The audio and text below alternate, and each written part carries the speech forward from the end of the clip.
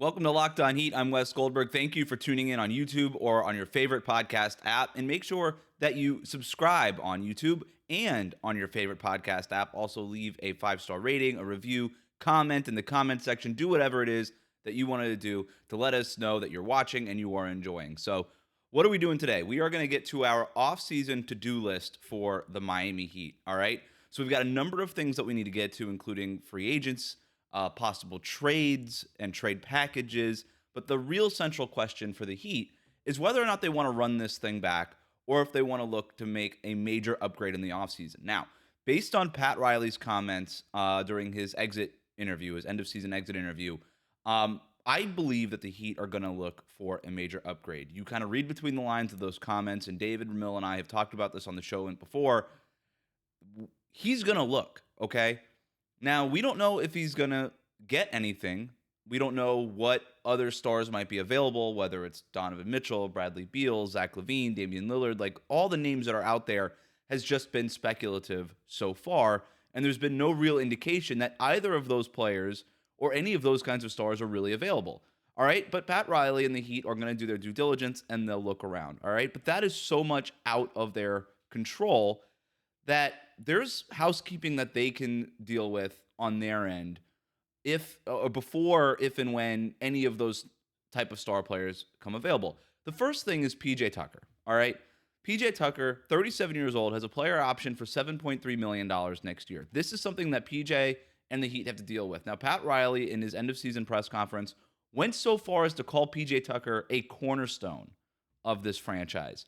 They love PJ Tucker. Talk to Eric Spoelstra for 2 minutes about PJ, and you'll know how much he loves PJ Tucker. They want him back, all right?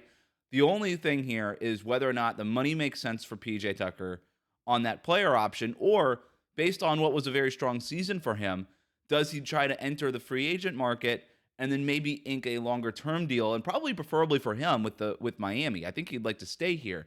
All right, so he's got the player option at $7.3 million. The Heat can give him a maximum raise because they don't have his bird rights. The maximum raise that they can give him is up to $8.4 million, so a little bit more than $1 million a year raise. They could sign him up to 3 years, about $27 million with that figure, all right?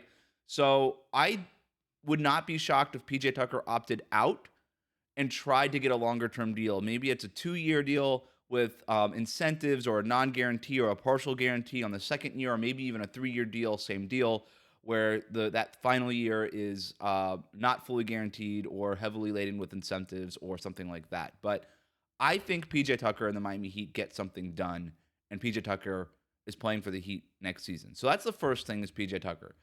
There's other free agents too, all right? Caleb Martin, 26 years old. He's a free agent. They don't really have any bird rights on him at all. They could go up to $10.3 million on their mid-level exception. All right. Now, that seems a little steep for Caleb Martin. He had a really solid year, but it's not like that guy I don't think he's a $10 million a year player. I would be shocked if other teams viewed him as a $10 million a year player. The Heat also have a $4 million biannual exception. Okay. So that biannual, use it every 2 years. They have that available to them. My sense is that they'd prefer to get him on that $4 million biannual exception. All right. So that's what I think they'll try to do with Caleb Martin. But Caleb has said at the end of the year, he told us he wants to be with Miami. He does not want to leave Miami. He wants to be part of the Heat. I think that there's motivation on his end and on the Heat's end to get something done, because with him, you have a really nice young wing who could back up Jimmy Butler. He played some 4 for you last year. He's versatile. Defensively, you like what he does. Offensively, there's a lot of athleticism and still some raw potential. He's streaky as a shooter, but could definitely knock down open threes. You like a lot of what he does. Again, probably not at $10 million a year, but something around that $4 million figure makes sense. Quickly, Dwayne Dedmon, 32 years old. The only question about him is whether or not they think they need him as their backup center next year. Could you get him back on the minimum? Do you want to let him walk and maybe experiment with Omer Yurtseven as your backup center, or maybe go in another direction, find somebody a little bit younger, or do something else at that center spot? Dwayne Dedmon, very much up in the air. We'll see. I could see that one kind of taking a while to play out. And then there's Victor Oladipo. All right, here's the big one. What do you do with Vic? You have his bird rights. You could sign him up to the maximum salary. All right. He's not going to get that, but you can. Based on what Bobby Marks was saying on ESPN, I think Bobby Marks believes that Oladipo is more of a mid-level exception guy. So there are going to be teams in the tax that can offer $6.4 million with the taxpayer MLE. And then there's going to be teams not in the tax that can offer that $10.3 million mid-level exception that we were talking about before in regards to Caleb Martin. So he's probably somewhere around that, depending on the team. Hey, we'll give you our full mid-level. Come here. The other part of this equation is Victor Oladipo. What does he want? What does he think? Victor Oladipo has not been shy about talking about how he views himself as a starter, how he wants an increased role, okay? I think Oladipo, that's going to be his priority. He's going to be looking around for 30 minutes a night, a primary role somewhere, maybe not even a number one option, but somewhere where he knows night in and night out, every single game, what his role is going to be. And I don't know that the Heat can really offer that right now. Obviously, it depends a lot on how the offseason shakes out, whether or not they need him. Are they moving a bunch of pieces to get another piece, and then they want Oladipo back to furbish some of that depth?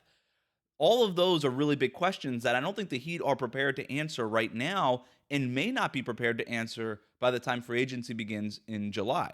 So I could see this one too playing out a little bit, but I think Vic also would like to make it work out in Miami. He trains here in the offseason. He's long wanted to play for the Heat organization. I do think that the Heat really respect what it is that he did coming back from injury, not once but twice.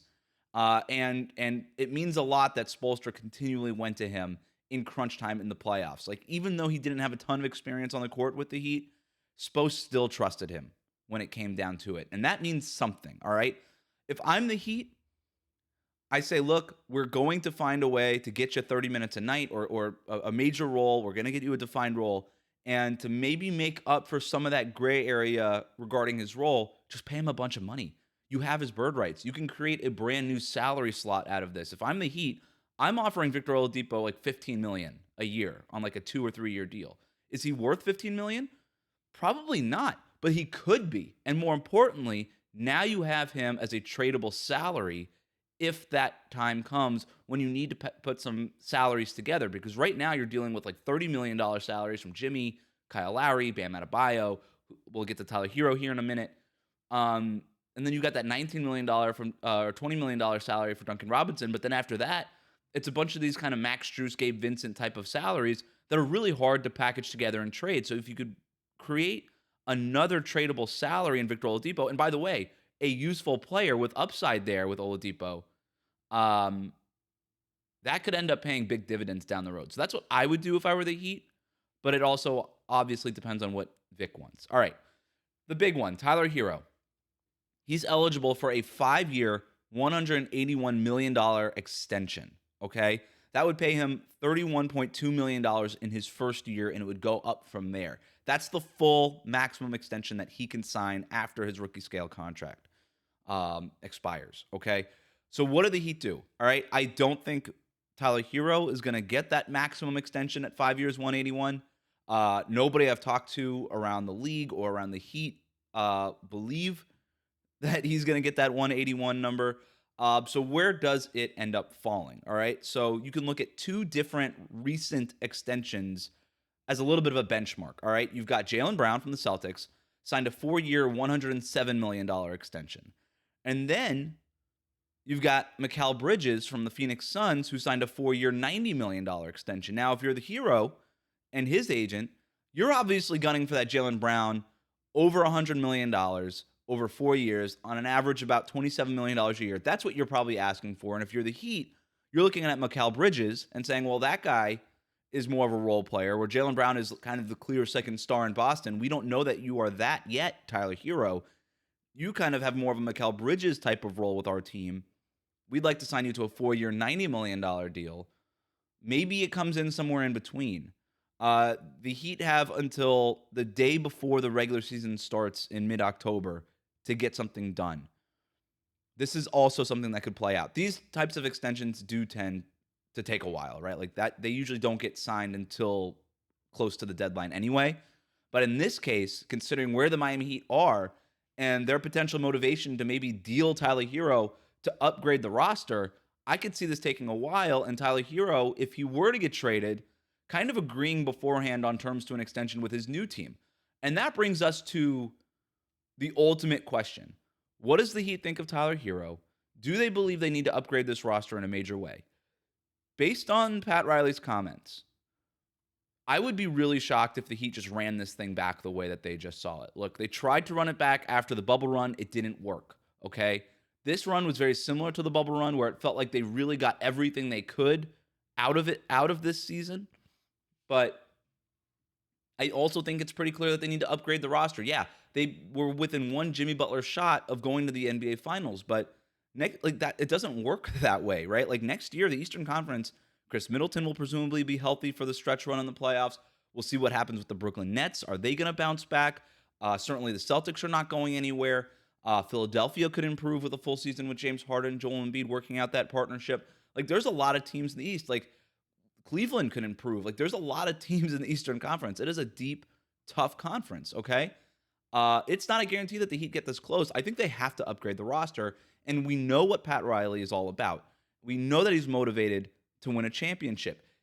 He didn't outright say it in his end-of-season press conference, but he kind of said, hey, like, if there's something out there, we're always looking to improve the team. I think one of his quotes was, if you have a star, throw him to us. All right?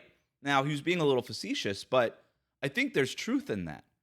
Like, the Heat need another star. I mean, it was only Jimmy Butler down the stretch, and as much as you love the Max Struses and the Gabe Vincents and all these guys, there is a clear ceiling on their talent and what they can contribute when it gets to that point in the postseason. When it's do or die, Game 7, shot to go to the finals, we need offense right now, get it out of the mud. You need really high-end talented players to do that. And I think the Heat know that. And I think they will be looking for an upgrade. What does that look like? Who is that? I don't know yet. Anybody's guess is as good as mine. There have been no real reports coming from Miami. Yeah, obviously there's league insiders who think that if Donovan Mitchell demands a trade, that the Heat are a likely landing spot. But we haven't gotten to the point where Donovan Mitchell has demanded a trade. And we don't know what Utah would even be looking to get for him. And let's also keep in mind, Danny Ainge, Pat Riley, not the best of friends, okay? So a lot of things are up in the air there. And that's gonna come into play when we're talking about Tyler Herro's extension. It's gonna come into play when we're talking about Victor Oladipo and whether he's able to come back. All of this is very fluid. And that's why this to-do list isn't really like a 1, 2, 3, 4 go in order, right? All of it kind of is related to one another. And so this is going to be a really tough offseason to navigate for the Heat. That's not to say that they can't nail it. It's not to say that they can't upgrade their roster in a major way. It's not to say that all these guys don't end up coming back. Everything, like I said, is very fluid. And this is an organization that is extremely organized, that turns over every single stone and will look at every single option. All right? But when we're looking at the to-do list, these are the things that they can take care of. Their own free agents, and then what else can they do to go ahead and upgrade the roster? They also have the 27th pick in this draft. We will be getting into more and more draft content in the next couple of weeks with in-depth scouting reports and interviews and things like that. So stay tuned to Locked On Heat for that. But this is basically the lay of the land here. Not going to be tough, not going to be easy to navigate, but you can't count the Heat organization out. You're still, I think, positioned with strength here, considering that you were a shot away from the conference finals, that if you do run it back, that's still a very competitive team. And ultimately, I think the right kind of players want to play for the Miami Heat. And there is a very clear role here available for another star. And if you are a star out there looking for a change of scenery, why wouldn't you want to play for the Heat, right?